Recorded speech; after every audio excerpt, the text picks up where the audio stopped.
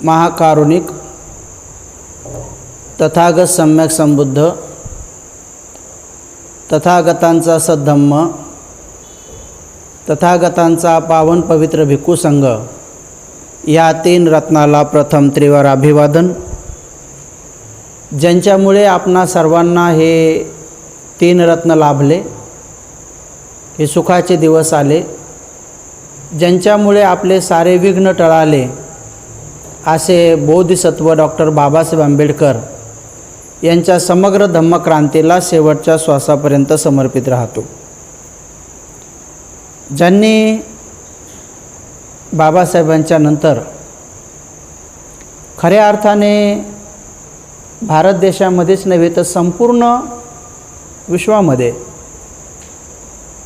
तथागताच्या धम्माचा परिशुद्ध रूपाने ज्यांनी प्रचार प्रसार विपස්සनेच्या माध्यमातून केला आणि प्रचार प्रसार करून ज्यांनी प्रयाणस्थ झाले, महाप्रयाण ज्यांनी प्राप्त केला, असे पूज्य विपස්සनाचार्य गोयंका गुरुजी यांच्या पुण्यस्मरणार्थ आज त्यांच्याप्रती कृतज्ञता व्यक्त करण्यासाठी म्हणून आपण 1 घंटा सामूहिक ध्यान करून त्यांना खऱ्या अर्थाने श्रद्धांजली आदरांजली अर्पण करत आहोत। कारण गोयंका गुरुजींना अनेक वेळेस पाहण्याचा, भेटण्याचा आणि कमीत कमी 3-4 वेळेस त्यांच्यासोबत चर्चा करण्याचा मला पुण्य लाभ झाला, पुण्ययोग आला। त्या अनुषंगाने गुरुजी नेहमी सांगायचे की एखाद्या व्यक्तीचा आदर जर आपल्याला करायचा असेल तर तो आदर आपण कसा केला पाहिजे। तर ते दोह्याच्या माध्यमातून पण सांगायचे की पुष्पदीप नैवेद्यसे वंदन छिचला होय, पुष्पदीप नैवेद्यसे वंदन छिचला होय, दानशील समाधी सच्चा वंदन होय। शील समाधी प्रज्ञा ही सच्चा वंदन होय। जर तुम्हाला कोणा एखाद्या सद्गुणी महापुरुषांचं वंदन करायचं असेल तर दान देऊन तुम्ही त्यांना वंदन करू शकता, शीलाचं आचरण करून तुम्ही त्यांना वंदन करू शकता, किंवा समाधीचा अभ्यास करून ध्यान करून तुम्ही त्यांना वंदन करू शकता। गुरुजीचा हा दोहा किती तंतोतंत भगवान बुद्धाच्या महापरिनिर्वाणाच्या प्रसंगाला लागू पडतो। भगवान बुद्धाच्या जीवनातला एक प्रसंग, भगवान तथागत सम्यक संबुद्ध महापरिनिर्वाणाला प्राप्त होणार आहेत। आनंदाला म्हणतात की आनंद ह्या वैशालीचं अखेरचं तथागताचं दर्शन असेल, म्हणून करुणेनं तथागताने पुढं जाऊन वैशाली नगरीला पाहून घेतलं, करुणेनं पाहून घेतलं। ते चैत्य त्या ठिकाणी भगवंत उपदेश करत होते, सगळे ठिकाणी भगवंतांनी पाहून वैशालीपासून भगवान इकडं कुशीनगरकडे निघाले। वाटेमध्ये वैशालीचे जे लोक होते ते भगवंताच्या मागं जात आहेत, तर त्यांना भगवंताचं स्मरण राहावं म्हणून भगवंत त्यांना एक आपल्याजवळचं भिक्षापात्र भेट देतात। रिच्छेवी लोक लय श्रद्धाळू असतात, त्या भिक्षापात्रावर भव्य दिव्य असं स्तूप बांधतात। कालांतरानंतर उत्खननामध्ये ते भिक्षापात्र मिळालं, नंतर ते इंग्लंडच्या महाराणीने तिकडे घेऊन गेले आणि मग जगामध्ये अनेक ठिकाणी आता सध्या पण आहे, वर्तमानात पण आहे। होऊ शकतं आपलं पुण्य उदयास आल्यास पुन्हा भारतात येऊ शकतं, आपल्यालाही त्याचं दर्शन घेतल्या जाऊ शकतं। ती श्रद्धेचा विषय आहे।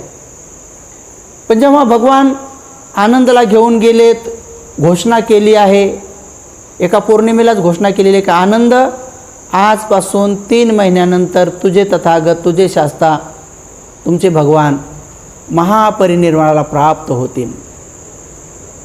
आणि खरंच भगवान जेव्हा कुशीनगरला ठरलेल्या दिवशी वैशाख पौर्णिमेच्या दिवशीच जेव्हा महापरिनिर्वाण शय्येमध्ये पोहोचलेले आहेत, महापरिनिर्वाण शय्येमध्ये आहेत, तेव्हा 2 शालवृक्षाच्या मध्ये असताना ही खबर गावोगाव, नगरानगरात, शहराशहरात जिकडे तिकडे पसरलेली आहे, राजांपर्यंत पोहोचलेली आहे. तर अगोदरच मोजता येणार नाही एवढ्या लाखो करोडो लोकांचा जमाव कुशीनगरला येऊन थांबलेला आहे. कुशीनगरला भगवंताच्या महापरिनिर्वाणाच्या त्या शय्येवर असतानाच अजून शरीर सोडलं नाही. अनेक भिक्षू, भिक्षुणी, उपासक, उपासिका, राजे, महाराजे, गणाचार्य सारे ते येऊन ते थांबलेले आहेत. ज्यांना ज्यांना माहीत होत आहे ते रस्त्याने येत आहेत अजून.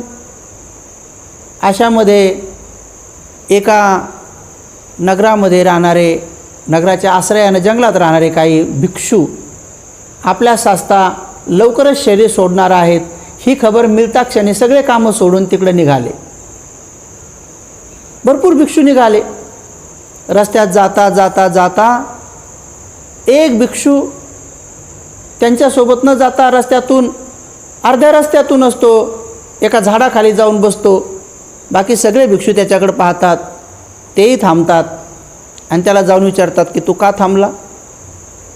कारण तथागताला आता पुन्हा बघता येणार नाही, त्या महापुरुषाचं पुन्हा दर्शन करता येणार नाही, म्हणून चल म्हण, तू बसू नको, चल म्हणे.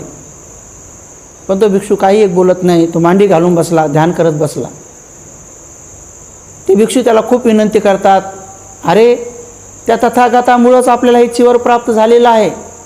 हा मान, सन्मान, आदर, सत्कार, वैभव सगळं ही तथागताची देण आहे. एवढंच नव्हे तर जे परम श्रेष्ठ साऱ्या दुःखातून मुक्त करणारं पद आपल्याला प्राप्त होईल तेही तथागतामुळंच होणार आहे. चल ना, तू तथागताच्या दर्शनाला चल ना. तू ते हयात असतानाच अश्रद्धावान बनला आहे असं हिनवून त्याला सोडून ते सारे हातामध्ये पुष्पमाळा, फूल, जे जे तथागताचं सन्मानासारखं पात्र असेल त्या वस्तू घेऊन चालले आहेत. पाठीमागून येणारे भिक्षूसुद्धा जेव्हा त्याला झाडाखाली बघतात तर त्यांना असं वाटतं की ह्या बिचाऱ्याला माहीत नसेल तर याला आपण जाऊन सांगू की अरे भगवंताचं महापरिनिर्वाण होणार आहे, तर चल ना, बघून घे ना त्या महापुरुषाला डोळे भरून आता शेवटी एकदा. तर त्याला जाऊन सांगतात. तर तो त्यांना हात जोडतो म्हणतो, तुम्ही जा, मी नाही येत म्हणतो. मग हे सगळे भिक्षू गेल्यानंतर रस्त्यानं अनेक भिक्षूंच्या मनामध्ये त्याच्याबद्दल राग आहे, क्रोध आहे की असा कसा भिक्षू हयात असतानाच भगवंताच्या दर्शनाला पण येत नाही. मग ते भिक्षू लोक जातात, भगवंताचं दर्शन घेतात, भगवंताला प्रदक्षिणा घालतात. आणि काही भिक्षू लोक त्या भंतेजीची तक्रार करतात, अहो भगवान, बघा ना, एक भिक्षू कसा उद्धट आहे आणि कसा अश्रद्धाळू आहे. आम्ही सगळ्यांनी त्याला सांगितलं की तथागताचं दर्शनासाठी चल, ते महापुरुष पुन्हा तुला पाहायला भेटणार नाहीत, पण त्याने तुमच्याकडे येणं नाकारलं, तुमचं वंदन घेणं सुद्धा नाकारलं. तो तिथंच त्या झाडाखाली बसलेला आहे. आम्ही त्याला खूप विनंती केली पण तो तुमच्या वंदनासाठी आला नाही आहे. भगवंतांनी आपल्या बोधी चित्ताने पाहिलं, त्याच्या चित्तामध्ये पाहिलं आणि भगवंताने स्मित हास्य केलं. अगोदरच भगवंताच्या संपूर्ण शरीरामधून 6 रंगाच्या रश्मी बाहेर पडल्या होत्या. तथागताचं शरीर 3 वेळेस अधिक चमकदार बनतं. जेव्हा भगवंत बुद्ध तो प्राप्त करतात तेव्हा त्यांच्या शरीरातले किरण हे देव लोकांना पार करून लोकोत्तर अवस्थेपर्यंत जातात. त्यामुळं संपूर्ण ब्रह्मांड हे सगळं विश्व अति चमकदार बनतं. करोडो सूर्य एकत्र मिळून जेवढा प्रकाश उत्पन्न होत नाही एवढं त्यांच्या बुद्धत्वाचा प्रकाश असतो. त्यामुळंच तर घनघोर अंधार असलेल्या आवीचे नरकामध्ये सुद्धा उजेड जातो तेव्हा पहिल्यांदा. आणि जेव्हा भगवान धम्मचक्र प्रवर्तन करतात आणि जेव्हा धम्मचक्र प्रवर्तन होतं, कौंडिन्याला साक्षात्कार होतो, तेव्हा देखील भगवंताच्या शरीरातून 6 रंगाच्या रश्मी किरण असे निघतात की त्याही सगळा देवलोक पार करून त्यावेळी नरकापर्यंत सुद्धा उजेडते. नरकातले प्राणी पण एकमेकाला पाहू शकतात पहिल्यांदा. आणि जेव्हा भगवान महापरिनिर्वाणाला प्राप्त होतात तेव्हा देखील भगवंत म्हणतात की भगवंताचं महापरिनिर्वाण हे दुःखदायी नाही आहे, ही दुःखदायी घटना नाही आहे. तेव्हा देखील त्यांच्या शरीरातून 6 रंगाच्या रश्मी बाहेर पडतात आणि तेव्हा संपूर्ण ब्रह्मांड व्यापून देवलोक पार करून त्या भगवंताच्या शरीरातल्या 6 रंगाच्या रश्मी आवीचे नरकापर्यंत सुद्धा जातात, तिथेही उजेड पडतो. त्यामुळे भगवंत तर अगोदरच चमकदार झाले होते, पण तेव्हा चेहऱ्यावर स्मित हास्य करून आपल्या चित्ताने त्या भिक्षूचं चित्त पाहतात आणि जे तक्रार करणारे भिक्षू आहेत त्यांना म्हणतात की नाही रे भिक्षूंनो, तो माझा अनादर करत नाही, त्याला माझ्याप्रती अश्रद्धा नाही. खरं जर पाहिलं भिक्षूंनो तर माझं खरं जर वंदन कोण करत असेल, माझ्यावर जर खरी कोणाची श्रद्धा असेल तर तो झाडाखाली बसलेला आहे, त्याचीच खरी माझ्यावर श्रद्धा आहे आणि तोच खरा मला वंदन करत आहे. त्यावेळेस बरेच भिक्षू विचार करू लागले की तो यायला तयार नाही आहे आणि भगवंत म्हणत आहे की तोच खरा माझ्यावर श्रद्धावान आहे, तोच खरं मला वंदन करत आहे. तर मग विचारतात की भगवान तो तुम्हाला कसं वंदन करत आहे. तर मग भगवान म्हणतात की अरे तो रस्त्याने येता येताच त्याच्या मनामध्ये उत्पन्न झालं की माझे भगवान माझे शास्ता खरंच आता हा देह सोडून जातील आणि खरीच महापरिनिर्वाणाला प्राप्त होतील आणि मी अजून अर्हंत नाही. त्यांनी साऱ्या दुःखातून मुक्त होण्याचा मार्ग शिकवला आणि मी अजून तो मार्ग प्राप्त केला नाही. आणि मग माझे तथागत गेले तर मग तो मार्ग मग मला कसा शिकायला मिळेल. म्हणून मी आजच इथं झाडाखाली ध्यानाला बसतो आणि जोपर्यंत त्यांनी अजून शरीर सोडलं नाही त्याच्या अगोदरच अर्हंत होऊन मग त्यांना वंदन करतो. त्यांना खरी श्रद्धांजली कशी अर्पण करतो, त्यांनी जो धम्म प्रकाशित केला आहे, त्यांनी जो मार्ग सांगितला तो मार्ग पारच करून टाकतो एकदा. हे सगळ्या दुःखातून मुक्तच होऊन जातो आणि मग मुक्त झाल्याचे ते चित्त मग तथागताच्या चरणावरून नेऊन ठेवतो. असा अधिष्ठान करून तो ध्यानाला बसलाय म्हणे आणि तोच खरा मला वंदन करत आहे. म्हणून म्हणतात गुरुजी, पुष्पदीप नैवेद्यसे वंदन चिचला होय, शील समाधी प्रज्ञा ही सच्चा वंदन होय. ज्या महापुरुषांनी जो मार्ग शिकवलेला असतो, बाबासाहेबांनी आपल्याला जो मार्ग सांगितला त्या मार्गावर चालणारे काही मोजके लोक आहेत. पण 14 एप्रिलच्या दिवशी मात्र तोंडाला नेल लावून दारू पिऊन नाचणाऱ्यांची किती संख्या आहे. तर मग खऱ्या अर्थाने बाबासाहेबाला ते वंदन करत आहेत का बाबासाहेबांनी सांगितलं शिका, संघटित व्हा, संघर्ष करा यासाठी काम करणारे लोक वंदन करत आहेत. तर तेच लोक वंदन करत आहेत. म्हणून 2012पर्यंत लोकांचं बाबासाहेबाला वंदन करण्याची पद्धत चुकलेली होती. पण आपण संघदान आयोजित करून लोकांना त्या दिवशी दान द्यायला लावतो, शील पालन करायला लावतो, ध्यान करायला लावतो आणि 10-10 दिवस अगोदर भिक्षू जीवनामध्ये त्यांना जीवन जगायला लावतो आणि ते पुण्य बाबासाहेबाला अर्पित करतो. खऱ्या अर्थाने त्यांना श्रद्धांजली अर्पण करतो. तीच गत पूज्य विपासनाचार्य गोयंका गुरुजीच्या प्रती त्यांच्या फोटोपुढं मेणबत्ती अगरबत्ती फुलं लावून त्यांना वंदन होणार नाही. त्यांच्या प्रती कृतज्ञता भाव, उपकार त्यांनी केले ते उपकार फेडण्याची भावना जर आपल्या मनात आली असेल तर आपण तसं करून फेडल्या जाऊ शकणार नाही. त्यांच्या फोटोचं कितीही वंदन केलं तर त्यांना खरं वंदन होणार नाही. उपासक उपासिकांना जर त्यांना वंदन करायचं असेल, कोण्या भिक्षूंनासुद्धा त्यांच्याप्रती जर कृतज्ञता भाव मनात ठेवायचा असेल, त्यांच्यापासून विपश्यना प्राप्त झाल्यामुळं, तर ते असंच करू शकतात. सामूहिक ध्यान साधना करून ते मंगल मैत्री देऊ शकतात. विश्वामध्ये अशा प्रकारचे मैत्री तरंग ठेवून खऱ्या अर्थानं गुरुजीला ते अभिवादन करू शकतात किंवा कृतज्ञता भाव व्यक्त करू शकतात. म्हणूनच आपण आज या ठिकाणी सामूहिक ध्यान साधनाचं आयोजन केलं. थोडं उशिरा आपल्याला कळलं, अनेक लोकांना ही संधी प्राप्त झाली असती. मी खूप कामामध्ये बिझी असल्याकारणाने आणि जसंही मला स्मरण झालं की अरे गुरुजीचं तर आज हे आहे, तर तात्काळ म्हटलं आपण एखादा मेसेज टाका. जे जे पुण्यशाली लोक आहेत ते तुरंत येतील, बाकीच्यांना वेळ भेटला नाही ते आपल्या आपल्या घरी का होत नाही ध्यान करून गुरुजीला आदरांजली श्रद्धांजली अर्पण करतील. उपासक आणि उपासिकांनो, गोयंका गुरुजीचा जन्म भारत आणि ब्रह्मदेश या दोन्ही देशात झाला असं त्यांच्या मुखातून मी स्वतः ऐकलेलं आहे. जेव्हा इगतपुरीला जे म्यानमार गेट आहे, त्या गेटच्या उद्घाटनाच्या प्रसंगी गुरुजी तिथे म्हणाले की मैं ऐसा पुण्यवान हूँ, मैं अकेला ऐसा पुण्यवान हूँ कि मेरी दो माँ है. मैं अकेला ऐसा पुण्यवान हूँ कि मेरी दो माँ है. ब्रह्मदेश म्यानमार भी मेरी माँ है और भारत भी मेरी माँ है. तो सगळे लोक विचार करू लागले. तो गुरुजी म्हणते ये इसलिए मैंने कहा कि भारत भी मेरी माँ भूमि है और ब्रह्मदेश भी मेरी माँ भूमि है, क्योंकि जिस दिन मेरा जन्म हुआ उस दिन ब्रह्मदेश भारत का ही अंग हुआ करता था, भारत का ही अंग था. इसलिए जिस समय मेरा जन्म हुआ तो ब्रह्मदेश भारत का अंग था, तो मेरा जन्म भारत में हुआ, और फिर वो विभक्त हुआ तो मैं ब्रह्मदेश का भी हुआ, तो दो दो माँ का मैं पुत्र हूँ. आणि पुढे विचार केला तर खरंच पुन्हा त्यांना प्रत्यक्ष दोन दोन आईचंही प्रेम लाभलं. पूज्य विपස්සनाचार्य गोयंका गुरुजी, त्यांचे वडील, त्यांच्या वडिलापेक्षा एक मोठे भाऊ होते. त्यांच्या वडिला म्हणजे त्यांच्या मोठ्या काकांना लेकरू बाळ नव्हतं. सामूहिक कुटुंब पद्धती होती. त्यामुळे त्यांची मोठी जी आई आहे, मोठी चुलती आहे, ती गोयंका गुरुजीला खूप जीव लावायची. काही दिवसांनी असं ठरलं की मोठ्या काकाला मूलबाळ होत नाही, तर गोयंका गुरुजीला गोद द्यायचं ठरलं. ते एक दिवस गुरुजी लहान होते, तर गोयंका गुरुजीला विचारलं कि बेटा, तुझे बड़ी माँ के गोद में मुझे देंगे तो बड़ी माँ मुझे लेकर कहीं अलग जगह पर जाएगी, तो ये माँ छूट जाएगी. तर ते रोड लागले. म्हणजे क्यों रो रहा है?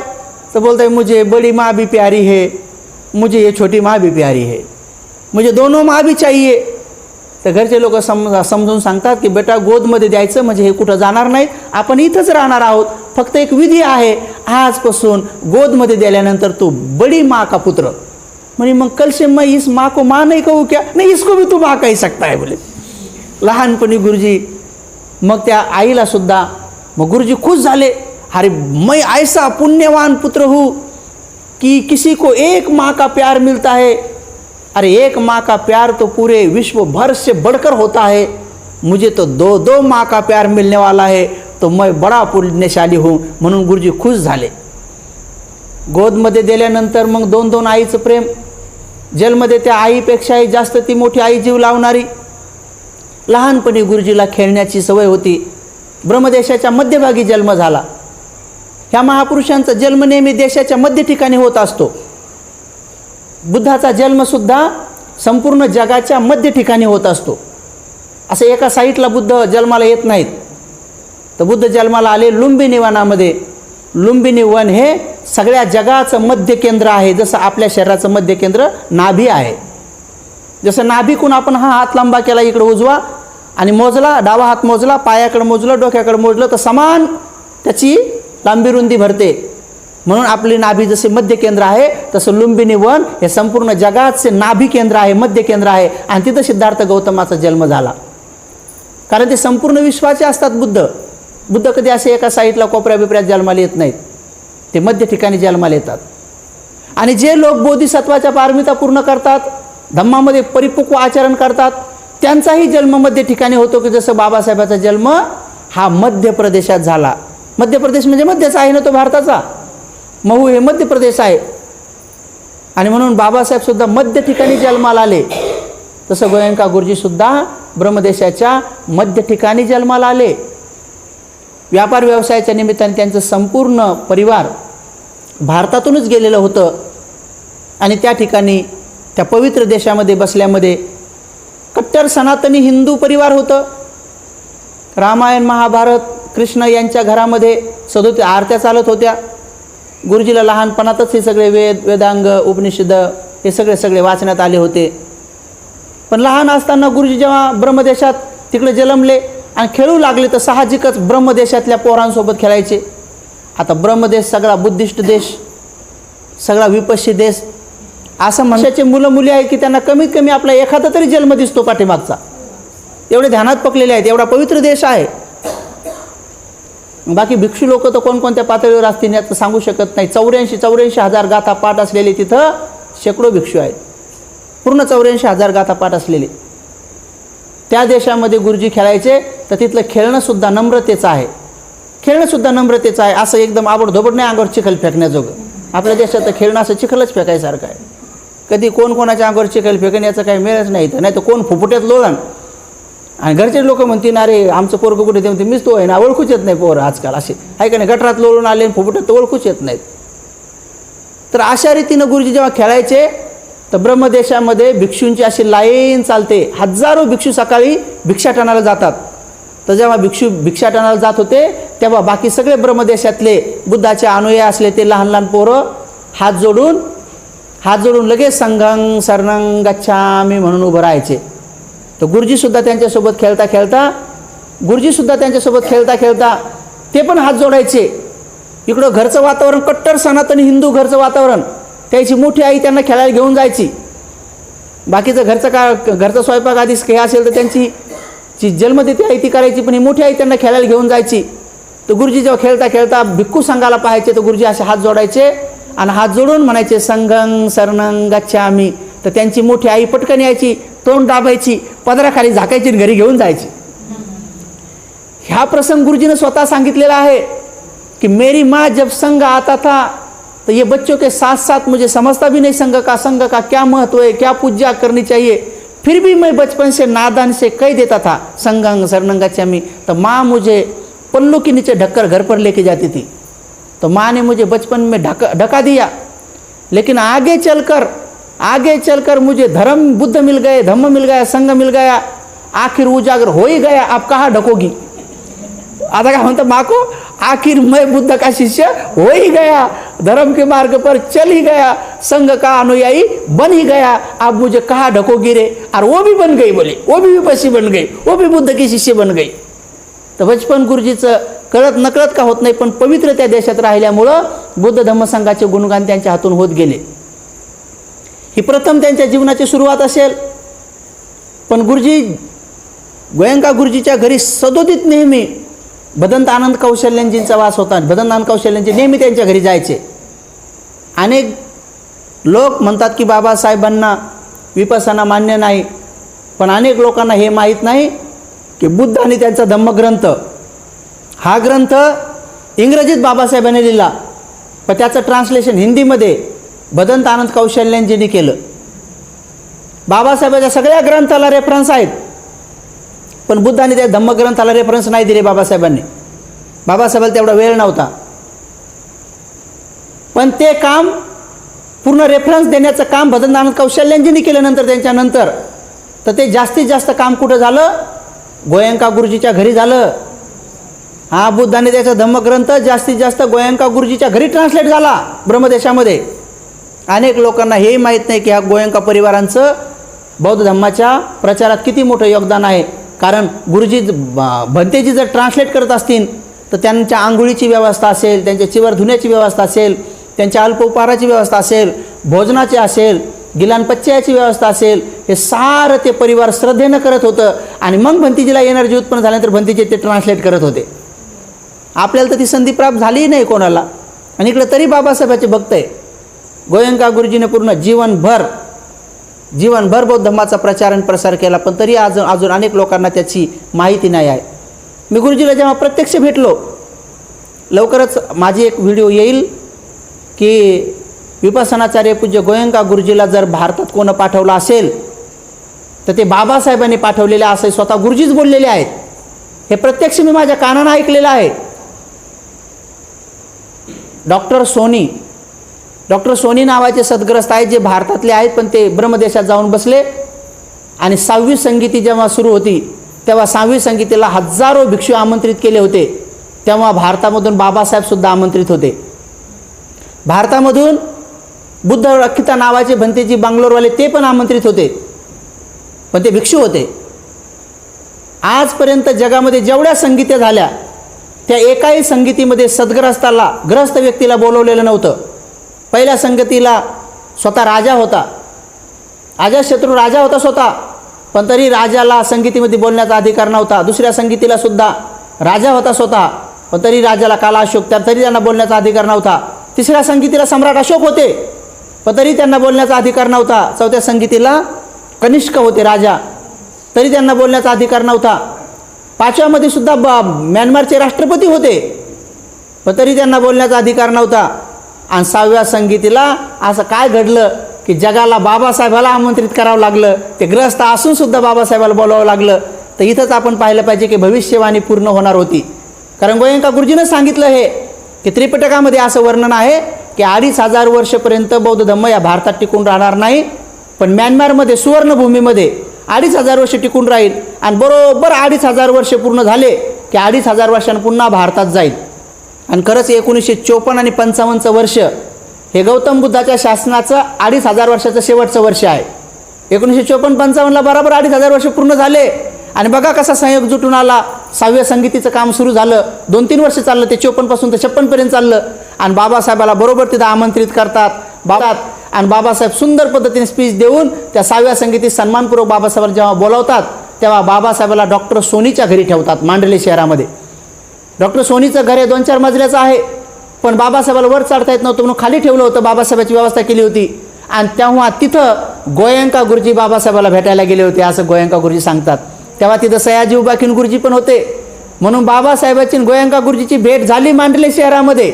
1954-55च्या 6व्या संगीतीच्या टायमामध्ये गोयंका गुरुजी तिथे जाऊन गुडघ्यावर बसले आणि बाबासाहेबांनी आणि सयाजी उबाकीन गुरुजी ह्या दोघांनी गोयंका गुरुजीला आशीर्वाद दिला की हा सत्पुरुष आहे, ह्या गोयंका गुरुजीच्याच पारमित आहेत की हेच जाऊन भारतामध्ये विपश्यनाचा प्रचार करू शकतात, अन्य कोणी करू शकत नाही, भिक्षुसुद्धा करू शकत नाही. कारण भिक्षू तसा पारमीवान असेलही तर बाकीच्या जाती धर्माचे लोक त्या भिक्षूकडे येणार नाहीत, कारण हे बौद्ध धर्माचा प्रचार म्हणतील. पण गोयंका असं व्यक्तिमत्व आहे की सगळ्या जाती धर्माचे लोक यांच्याकडे येतील आणि विपස්සना पूर्ण भारतभर पसरण आणि पूर्ण विश्वभर पसरण. म्हणून गुरुजीच ते पुण्यवान आहेत. म्हणून बाबासाहेबांनी त्यांना तिथंच मंगलमैत्री दिली, तिथंच आशीर्वाद दिला. गुरुजीने हे द्वितीय बुद्ध शासन नावाच्या कॅसेटमध्ये क्लिअर केलं पुढं चालून. पण गुरुजीने ही गोष्ट शेवटपर्यंत सांगितली नाही, कारण बाबासाहेबाचं नाव घेतलं तर अनेक लोकांना अडचणी निर्माण होतात. अनेक लोक बिचारे बुद्धाला तरी सहन करतात लोक. बाबासाहेब म्हटले तर नाही बाबासाहेबांना आमचे 33 कोटी देव नाकारलेत त्याच्यामुळं आम्ही बाबासाहेबाला मानणार नाही असा वर्ग आहे या देशामध्ये. गुरुजीनं पाहिलं जर का मी तर बाबासाहेबाचं नाव घेईन तर मग अनेक लोक बाबासाहेबाच्या नावामुळेच येणार नाहीत आणि बिचारे शुद्ध विद्यापासून वंचित राहतील. म्हणून गुरुजीनं शेवटपर्यंत त्यांचं नाव घेतलं नाही. पण याचा अर्थ असा नाही की लपूनही ठेवलं. योग्य वेळ आल्यानंतर त्यांनी दीक्षा के 50 साल पुरे हुए हे स्पेशल प्रवचन नागपूरला जाऊन दिलं. दीक्षा के 50 साल पुरे हुए हे स्पेशल प्रवचन त्यांनी नागपूरला जाऊन दिलं. आणि जेव्हा द्वितीय बुद्ध शासन नावाची कॅसेट बनवली तिथं प्रवचन दिलं, तिच्यामध्ये क्लिअर केलं की 2500 वर्षानंतर बाबासाहेब तिथं जातात आणि बरोबर 56ला भारतात येतात आणि बुद्धं शरणं गच्छामि, धम्मं शरणं गच्छामि, संघं शरणं गच्छामीची गूंज पहिल्यांदा भारतामध्ये लाखो अनुयायासोबत बुद्ध धम्मसंघाची गूंज बाबासाहेब वाजवतात. आणि तो डंका पूर्ण विश्वभर बाबासाहेब तो डंका वाजवतात आणि ती भविष्यवाणी पूर्ण होती. ती भविष्यवाणी पूर्ण करणारे हेच बाबासाहेब आहेत असं गोयंका गुरुजी स्पष्ट म्हणतात. गोयंका गुरुजी जेव्हा शेवटी शरीर सोडण्याच्या अगोदर काही वर्ष अगोदर एक कृतज्ञता सभा घेतात ग्लोबल पेगोड्यामध्ये. त्या सभेला मी हजर होतो. गुरुजीच्या बहुतेक सभेला हजर होतो मी. अनेक लोकांना गुरुजीच्या सभेला घेऊन पण गेलेले आहे. तुम्ही पण काही 1-2 कार्यक्रमाला आले असाल माझ्यासोबत. तर गुरुजीचं जेव्हा कृतज्ञता सभा होती की गुरुजीसोबत ज्या ज्या लोकांनी 84 पासून ध्यान विपස්සना केले जगातल्या सगळ्याच लोकांना आमंत्रित केलं होतं गुरुजीनं की तुमचे मला आभार मानायचेत की तुम्ही हे बुद्धाची विद्या विश्वभर पसरू लागण्यासाठी मदत केली. म्हणून जुने म्हातारे कोतारे सगळ्या जगातून म्हातारे कोतारे साधक साधिका भिक्खू भिक्षुनी सगळे बोलवले होते तिथं. पण जेव्हा सुरुवात करायची होती सर्वात अगोदर गोयंका गुरुजीने जर आभार मानले असतील तर ते श्रीलंकेचे एक भंतेजी होते त्याच्या नावापासून सुरुवात केली. त्यांच्या नावापासून सुरुवात केली की सबसे पहले मैं भंतेजी का आभार मानता हूँ क्योंकि वो सबसे पहले शिविर में बैठे थे, इसलिए भी नहीं आभार मानता हूँ कि वो बुद्ध के पुत्र है. अरे बुद्ध के पुत्र है तो पूरी दुनिया उनकी पूजा करती है, मैं भी करता हूँ मनी, लेकिन उनका आभार तो इसलिए मानता हूँ कि शुद्ध रूप से श्रीलंका में विपස්සना के शिविर उन्होंने लगाए और सेंटर बनाए, इसलिए भंते जी का मैं चरण स्पर्श करता और त्रिवार अभिवादन करता हूँ म्हणे. सगळ्या सभेत म्हटले. आणि सांगत गेल्यानंतर प्रत्येकाचे आभार मानत मी त्याचा साक्षीदार आहे. मी स्वतः गुरुजीच्या मुखातून ऐकलं. तर गुरुजी मग प्रसंग सांगतात की जब मैं भारत पहली बार आया तो एयरपोर्ट पर मेरे बच्चे मुझे लेने के लिए आए और मुझे प्रस्ताव रखा कि गुरुजी पिताजी घर पर चले. मैं भी चुपचाप उनके साथ गया. क्यों न जाऊँ, आखिर उनका पिता हूँ. घर पर जाने के बाद उन्होंने मुझे भोजन का प्रस्ताव रखा. मैंने भी खाया. क्यों न खाऊं, आखिर उनका पिता हूँ. और उसके बाद उन्होंने तीसरा प्रस्ताव रखा. बोले पिताजी आपने बहुत सारे बिजनेस बहुत अच्छे चल रहे, लेकिन आप गवर्नमेंट को अगर 2 शब्द कहेंगे तो और भी बिजनेस में आमदनी बढ़ेगी और बिजनेस बढ़ जाएंगे, तो आप 2 शब्द कहो. तो गुरुजी मैंने वो प्रस्ताव तुरंत ठुकरा दिया. मैंने कहा कि नहीं, मैं बिजनेस के सिलसिले में नहीं आया हूँ, मैं भारत में धर्म यात्रा पर आया हूँ. मैं भारत में बाबा साहब का सपना पूरा करने के लिए आया हूँ. मैं भारत में आया हूँ तो बाबा साहब का सपना पूरा करने के लिए आया हूँ, क्योंकि मैंने बाबा साहब की किताब में पढ़ा है कि जब तक ये पूरा भारत देश बुद्ध की शिक्षा में रंग नहीं जाता है तब तक ये हल होने वाला नहीं। इसलिए मैंने पूर्व से लेकर पश्चिम तक, उत्तर से लेकर दक्षिण तक इतनी धर्म यात्रा की ताकि बाबा साहब का सपना पूरा हो. हे गुरुजीचं वाक्य आहे ग्लोबल पेगोड्यामधलं. गच 10,000 लोक भरलेले होते, बाहेरच्या विंगमध्ये 5,000 लोक होते आणि बाहेर 10,000 लोक उभे होते स्क्रीनवर बघत. हे मी प्रत्यक्ष ऐकलेलं आहे. आणि तरीही लोक म्हणतात की गोयंका गुरुजीने बाबासाहेबाचं कार्य केलेलं आहे. शेवटी जाताना सांगून गेले की भाई बाबासाहेब का सपना पूरा करने के लिए आया हो. तिथं काय म्हणले की भाई राम का सपना पूरा करने के लिए आया हो, कृष्ण का आया हो, या गांधी बाबा का आया हो, या किसी का, स्पष्ट बोलले. गुरुजीवर काय असं दडपण नव्हतं कोणाचं. म्हणून गुरुजीला असं अनेक लोकांनी आमिष देखील दाखवले की गुरुजी तुम्ही बुद्धाचं नाव न घेता विपश्यना शिकवा, तुम्हाला आम्ही टीव्हीवर प्रकाशित करू, तुम्हाला जिकडे तिकडे संपूर्ण भारतभर प्रसारित करू. तो गुरुजी हसून म्हणतात की जो बेटा आपने पिता का नाम न ले वो बेटा क्या काम का. गुरुजीला हे असे अनेक प्रसंग आले आमिष दाखवण्याचे आणि घाबरवण्याचे सुद्धा, पण गुरुजी कधीही निडरपणे जगले आणि त्यांनी शेवटपर्यंत विपश्यनाचा प्रचार केला. आणि बाबासाहेबाचे सगळे ग्रंथ गुरुजीच्या रूममध्ये केवळ सगळे बाबासाहेबाचेच ग्रंथ आहेत. हे मला एका खास सेवकाच्या माध्यमातून माहीत पडलं. तर बाबासाहेबाचे सगळे ग्रंथ त्यांनी वाचून काढलेले आहेत. असे ते बाबासाहेबाचे खरे पुत्र म्हणून त्यांनी धम्मक्षेत्रामध्ये काम केलं. जसं की राजकीय क्षेत्रामध्ये प्रामाणिक कांशीराम साहेबांनी काम केलं, तो एक पुत्र आहे बाबासाहेबाचा, प्रामाणिक इमानदार. तसं धर्मक्षेत्रामध्ये काम करणारे प्रामाणिक पुत्र गोयंका गुरुजी आहेत. आणि म्हणून त्या गोयंका गुरुजीला आज आपण सगळ्यांनी कृतज्ञता व्यक्त करण्यासाठी आपण इथं आलात. गुरुजींनी नंतर त्यांना 2 आई मिळाल्यानंतर त्यांनी आईचा लहानचं मोठं होत पुढं चालून एक आजार झाला. 10व्या वर्गामध्ये सगळ्या ब्रह्मदेशामध्ये पहिल्या नंबरनं पास झाले. तर ते आपल्या आत्मकथनामध्ये लिहितात. गुरुजींनी आत्मकथन लिहिलं. त्या आत्मकथनामध्ये लिहितात की मी 10व्या वर्गामध्ये संपूर्ण ब्रह्मदेशातून पहिल्या नंबरनं पास झालो. का? कारण मी बोधिवृक्षाखाली अभ्यास करत होतो. गोयंका गुरुजी बोधिवृक्षाखाली अभ्यास करत होते. हे आत्मकथनात लिहिलेले त्यांनी. बोधिवृक्षाखाली बसून अभ्यास करत होतो. तर विचार करा ना, बोधिवृक्षाखाली बसल्यानंतर बुद्धत्व प्राप्त होते. हे सगळ्या जगातली मोठी परीक्षा जर बुद्ध पास होऊ शकतात तर या साधारण 10वीच्या परीक्षा काय आहेत. आणि म्हणून गोयंका गुरुजी 10व्या वर्गामध्ये पूर्ण ब्रह्मदेशात पहिल्या नंबरनं पास होऊन सुद्धा 11वीला जाऊ शकले नाही. 11वी शिकू शकले नाही. का? कारण व्यापारी एवढे मोठे होते, बिझनेस एवढे मोठे होते की घरच्या लोकांनी व्यापारात टाकून दिलं. गणित चांगलं पक्क होतं म्हणे, इथंच व्यापारामध्येच गणित करत बसा म्हणे की किती माल आला, किती गेला, किती पैसे आले, काय केले, लय बिझनेस होते. आणि गुरुजी म्हणतात मला गव्हर्नमेंटची स्कॉलरशिप पण मिळाली होती, पण तरीही शिकू शकलो नाही. पण पुढं चालून व्यापार व्यवसाय करता करता ह्या देशात त्या देशात असे एवढ्या देशामध्ये त्यांचे व्यापार व्यवसाय वाढले की या जगाच्या पाठीवर असा एक देश नाही की तिथं गोयंका गुरुजीचा बिझनेस नाहीत. म्हणून सगळ्या देशात आहेत. मोठे मोठे प्लॉट आहेत, मोठे मोठे घरं आहेत, मोठ्या मोठ्या कंपन्या आहेत आणि सगळे सम्यक आजीविकेचे आहेत. एकही चुकीचे नाही. कुठल्याही दारूच्या किंवा चुकीच्या कुठलेही त्यांचे बिझनेस नाही आहेत. सगळे योग्य बिझनेस आहेत. आणि एवढे मोठे जगातले 20 नंबरचे श्रीमंत, जगातले 20 नंबरचे श्रीमंत वयाच्या 30व्या वर्षी झाले. जेव्हा त्यांचं वय 30 वर्षाचं होतं तेव्हा जगातले 20 नंबरचे श्रीमंत होते. पुढं चालून एक मोठा आजार झाला, मायग्रेन झाला. आणि त्या मायग्रेनमध्ये एवढे बिमार पडले, जगातले सगळे डॉक्टर चेक केले पण कुठेही आजार बरा झाला नाही. पण जेव्हा त्यांच्या एका मित्राने सांगितलं की इथे एक शेतकरी विपश्यना शिकवतो, तिथं जा. जेव्हा गुरुजी तिथं गेले तेव्हा त्यांना पहिल्या शिबिरामध्ये लाभ झाला. आणि तिथून पुढं 14 वर्षपर्यंत त्या सयाजी उभा घेऊन गुरुजीच्या पायाखाली तिथं पायाजवळ बसून गुरुजी विपश्यना शिकले. आणि 14 वर्षानंतर त्यांना विपश्यनाचा आचार्य म्हणून घोषित केलं. आणि विपश्यनाचा आचार्य घोषित केल्यानंतर तेव्हा ते भारतात आले. ते म्हणतात तेव्हा माझ्या गुरुजीने मला आदेश दिला की जा अमेरिकेमध्ये सुद्धा शिबिरं घेण्यासाठी जा. तेव्हा ते म्हणतात गुरुजी मला तर इंग्रजी एवढी पक्की येत नाही की जेणेकरून मी धाराप्रवाह समजून सांगेन.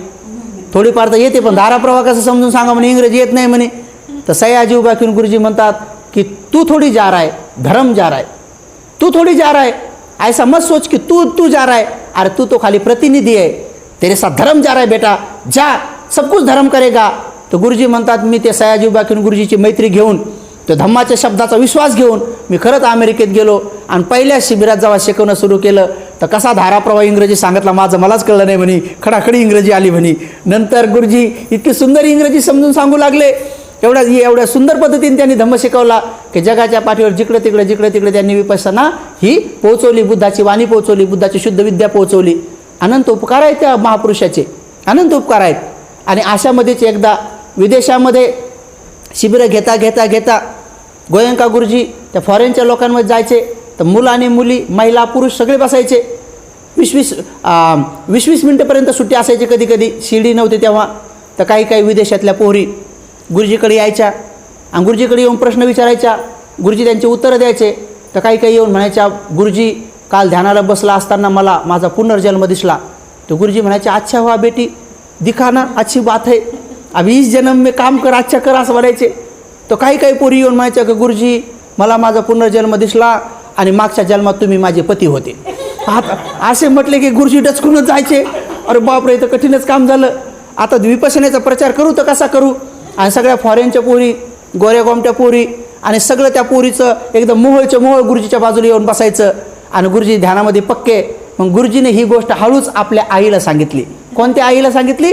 जिच्या गोदमध्ये दिलं होतं गुरुजीला, तिला सांगितली. म्हणे, माँ मैं एक बहुत प्रॉब्लम में, समस्या में हूँ, तुम मेरी समस्या हल कर सकती है क्या? तो बेटा बोल तो सही, मैं चुटकी सी तेरी समस्या हल कर देती हूँ. तो बोलते, माँ कोई समस्या नहीं है, एक समस्या ऐसी है, जब मैं विदेश में ये शिविर लेने जाता हूँ तो बहुत सारी लड़कियाँ कहती है कि मैं तुम मेरे 7 जन्म के पहले, तुम मेरे इश्क के जन्म के पहले मेरे पति रहे हैं, हस्बैंड रहे, तो मैं क्या करूँ, मेरे समझ में नहीं आ रहा है. तर त्यांची आई म्हणे, तू टेन्शन मत ले, तेरा प्रॉब्लम मैं कल ही सॉल्व कर देती हूँ. तर गोयंका गुरुजीची मोठी आई लगेच गोयंका गुरुजीच्या पत्नीकडे गेली. गोयंका गुरुजी इलायची देवी, बिचारी 5-6 लेकराची आई. तिनं आपले स्वप्न घेतलेले आहेत की माझ्या लेकराला मी डॉक्टर करेन, इंजिनियर करेन, असं स्वप्न करून ती लेकराला शिकवत आहे. आणि ही त्यांची सासू म्हणजे गोयंका गुरुजीची मोठी आई त्या गोयंका गुरुजीच्या पत्नीकडे जाते आणि डायरेक्ट हात पुढं करून म्हणते की बेटी मुझे वचन दे. आता एकदम थरथर घाबरणं सुरू करतात की भाई मेरी तो कोई गलती नहीं हुई यार, काय का वचन ले रे माँ. तर ते हळूच विचारतात की माँ क्या गलती हुई है, हाँ मेरे से कुछ अपराध हुआ है तो क्षमा करे ना, क्या वचन ले रहे हो. नहीं मैं तुझे एक काम देने वाली हूँ, पहिला मुझे वचन दे. गुरुजीच्या आईनं हात पुढं केला आणि गोयंका गुरुजीच्या पत्नीला म्हणे पहिलं मला वचन दे. ती बिचारी म्हणे, माँ मुझे पहले काम तो बोलो क्या है, पहले बताओ तो सही क्या है, वचन मैं बाद में दूंगी. नहीं तू पहला मुझे वचन दे और वचन के साथ बोल कि मैं पूरा ये काम निभाऊंगी. तो बिचारीनं हळूच आईच्या हातात हात दिला. मैं वचन देती हूँ, तुम जो काम मुझे बोलोगे मैं आखिरी सांस तक करूँगी, बोलो क्या करना है. तेव्हा हळूच गोयंका गुरुजीची आई म्हणती की बेटी कुछ नहीं करना है, तेरे 6 बच्चे मुझे दे और मेरा एक ही बच्चा संभाल, उसके साथ लग जा, वो जहाँ जाएगा उसके बगल में बैठ, ताकि कोई भी आएगी और बोलेगी मैं तुम्हारी इस जन्म की पत्नी हूँ तो मेरा बेटा कहेगा कि हाँ लेकिन इस जन्म की ये है ना, तो उसका प्रॉब्लम सॉल्व हो जाएगा. कोई भी उसके ऊपर कोई लांछन नहीं आएगा और धर्म का काम नेकी से चलेगा. तो तू ये काम कर सकती है और तू भी पुण्यशालिनी बन सकते है. तर त्या दिवसपासून बिचारीने सगळे लेकर आपले त्या मोठ्या आईच्या हवाली करून दिले. गुरुजीच्या बाजूला येऊन जीवनभर मंगलमैत्री देऊ लागली. एवढं तिनं धम्मोपदेश ऐकला, पण कधी तिनं आज्ञा तोडली नाही, कधी अशी म्हटली नाही की आता तुम्ही राहू द्या, आज मीच प्रवचन देते. आपल्याकडे थोड्या 4-5 वादनाला जर पाठ झाल्या तर भंतीजीच्या पुढं आहे का नाही, ओ भंतेजी चुकलं हो तुमचं, भंतीजीच्या पुढं लगे एकदा आहे का नाही. थोडे 2 शब्द पाठ झाले, 5-6 ग्रंथ जर का कोणी वाचले तर एखादा माणूस असा विचार करतो की भंतीजीला काय येते, मला जास्त येते.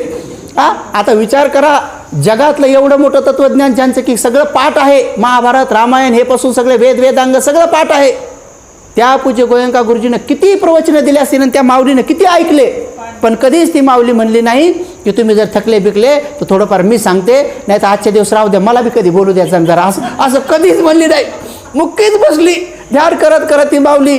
आणि जेव्हा गुरुजी मंगलमैत्री द्यायचे तेव्हा बरोबर मंगलमैत्रीमध्ये मिक्स व्हायची. असं त्या सहचारणीनं खूप छान तिनं हे केलं. गोयंका गुरुजीचे माताजीचे पत्र तुम्ही कधी वाचा. गोयंका गुरुजीचे माताजीचे जर तुम्ही पत्र वाचले तर तुम्हाला भरभरून येईन, जसं बाबासाहेबांचे आणि रमाबाईचे पत्र होते त्याचं तुम्हाला नक्की स्मरण होईल. गोयंका गुरुजीला माताजी लिहिताना लिहायचे माझे प्रिय प्राणनाथ म्हणून लिहायची आणि मग खाली काय लिहायचं ते लिहायची. आणि गुरुजीसुद्धा लिहिताना तिला बेटी म्हणून आज पुत्री म्हणून लिहायचे आणि मग म्हणायचे की काय घरची समस्या कशी आहे, सगळी व्यवस्थित आहे का, धर्माचेच पत्र लिहायचे एकमेकांना. आणि म्हणून तिने जीवनभर साथ दिली. गुरुजीनं सुद्धा बाबासाहेबाचा हा संकल्प भारत बौद्धमय करण्याचा जो काय अधिष्ठान संकल्प आहे तो घेऊन इथं आले आणि त्यांनी आपल्या पद्धतीनं पूर्ण रूपानं या भारत देशामध्ये घराघरात जातीजातीत धर्मात मंदिरामध्ये मस्जिदीमध्ये गुरुद्वारामध्ये त्याचबरोबर जैनांच्या वेगवेगळ्या धर्मशाळांमध्ये असं एकही क्षेत्र सोडलं नाही की गुरुजीने तिथं शिबिरं चालवले नाही. सगळीकडे शिबिरं चालवले आणि सगळ्या जाती धर्माच्या लोकांना बुद्धाच्या चरणावर घेऊन आले, शुद्ध विद्या शिकवली. अनंत उपकार आहे त्या गुरुजीचे. तर आपण आज त्या गुरुजीचे अनंत उपकाराची परतफेड कशी करणार आहे, तर मग ते शिकवतात ना की गुरुवर तेरे ऋण कैसे फेडू म्हणतात. तर दियो धर्म का दान सांगतात ना पुढं की धम्माचं दान द्या, हे त्याच्यातून मग आपण मुक्त होऊ. तर आपलंसुद्धा कर्तव्य आहे की आपण सकाळ संध्याकाळ थोडं का होत नाही ध्यान करा, मंगलमैत्री करा आणि गुरुजींच्या ऋणातून मुक्त होण्यासाठी त्यांची कृतज्ञता व्यक्त करण्यासाठी आपण या धम्माचं आचरण करा. म्हणून आजच्या क्षणी जास्त उपदेश न देता एवढाच उपदेश तुम्हा सगळ्यांसाठी देतो. आणि तुम्हा सगळ्यांना 9 प्रोजेक्टचं नाव धम्ममय भारत मिशन आहे, पण त्या जागेचं नावसुद्धा आज मी घोषित करतो की त्या जागेचं नावसुद्धा आपण जसं गुरुजीने इकडं धम्मगिरी केली, आपण तिथं संघगिरी करत आहोत. तर त्या आपल्या ठिकाणाचं नाव राहणार आहे संघगिरी मृगदाय वन. जसं तिथं हरणं आहेत, तिथं 100 हरणाचा कळप आहे, तिथं मोराचा बी कळप आहे. त्यामुळं संघगिरी मृगदाय वन पोतन पैठण, म्हणजे पैठणचं नाव पोतन होतं त्या काळामध्ये. पोतन आडगावचं नाव राहील आणि जिल्हा औरंगाबाद असा पत्ता राहील तिथलचा. आणि म्हणून लोकांना कुठं चालले तर संघगिरीला चाललो, कुठं चालले तर धम्मगिरीला चाललो. आणि म्हणून बुद्ध काय आहे, बुद्धगिरी ही त्या गुरुजीची धम्मगिरी आणि आपली संघगिरी. आणि म्हणून उपासक उपासिकांनो लवकरच संघगिरीचं कामसुद्धा सुरू होऊन जाईल आणि सगळ्याला मनुष्य जन्मामध्ये पुण्य पारमिता करण्याची संधी प्राप्त होऊन जाईल. तर आपल्या डोळ्याने पाहायचं असेल हे सगळं काही, तर थोडा तुम्ही बी त्वरा करा. आता मीच एकटा कुठं फिरू आहे का नाही, तर जरा आपणच बी थोडं काम करा. आपलं नगर जरी कंप्लीट केलं, आपल्या नगरात जरी जाऊन सांगितलं की अरे आपल्याला फक्त 365 रुपये द्यायचे तर 5 किलो धान्य द्यायचे, आणि 365 रुपयेसुद्धा 1 मेपासून तर बुद्ध पौर्णिमेपर्यंत द्या. आणि धान्य 5 किलो धान्य पण 1 एप्रिलपासून तर 14 एप्रिलपर्यंत द्या. म्हणजे एकदाच धान्य जमा होईल वर्षातून एकदा. आणि तिथं हजारो लोकांचं रोज भोजन तयार होऊन जाईल. 3 दिवसाचे, 7 दिवसाचे, 9 दिवसाचे, 10 दिवसाचे, त्यानंतर 3 महिन्याचे तिथं उपवास चालतील. उपासक उपासिकासुद्धा तिथं पक्व होतील आणि खऱ्या अर्थानं बाबाचा संकल्प पूर्ण होईल. आज पूज्य गोयंका गुरुजींना पुन्हा एकदा आपण मंगलमैत्री देऊया. आजचं हे जे काही पुण्य आहे, ध्यान केल्याचं पुण्य आहे, तर ते सारं गुरुजीच्या पारमिता पूर्ण करण्यासाठी सहायकारी हो. उपस्थितांची पुण्य पारमिता हो, भारत बौद्धमय हो, विश्व धम्म राज्य हो, सर्वांचे मंगल हो. भवतु सब मंगलं, भवतु सब मंगलं, भवतु सब मंगलं. बुद्धं नमामि, धम्मं नमामि, संघं नमामि.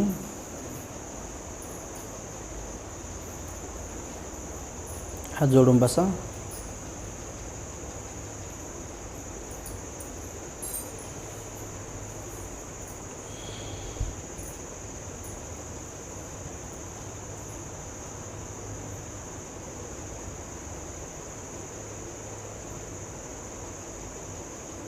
ठीक आहे. म्हणा बुद्धं नमामि,